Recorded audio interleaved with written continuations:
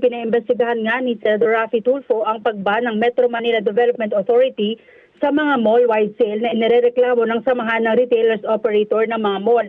Sa kanyang Senate Resolution number 1251, ipinabubusisi ng senador kung ano ang patakarang ito ng MMDA ay paninikilaan niya sa malayang komersyo o pagninegosyo. Nais malaman ng senador kung nasunod ba ang layo ng kautusan na bawasan ng traffic congestion ngayong holiday season. Sabi ng mambabatas, dapat hinga ng paliwanag ang MMDA kung saan galing ang kapangyarihan na magpatupad ng ganitong patakaran at kung ano rin ang ginamit nitong batayan.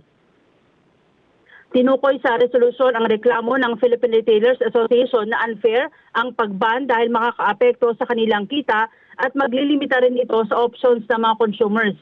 Pinuna rin na wala namang maayos na pag-aaral ng MMDA sa epekto ng trapiko na ipinatupad nilang ban sa mall-wide sale. Nitong weekend, inianunsyo ng MMDA ang pagbabawal sa mga mall na magsabay-sabay ng sale sa kanilang retailers para hindi raw dumagsa ang mamimili dahil itiyak itong magpapasikip sa daloy ng trapiko. Kapag may sale ang retailers, hindi dapat magpatupad ng major announcement at large-scale promotion na epektibo sa mahigit 130 mall sa Metro Manila, kabilang na dyan ang 29 na nasa kahabaan ng EDSA. Bago nito, ipinabago ng MMDA ang mall hours mula November 18 hanggang December 25 kung saan ipinaurong ang pagbubukas ng mall o department store sa alas 11 ng umaga.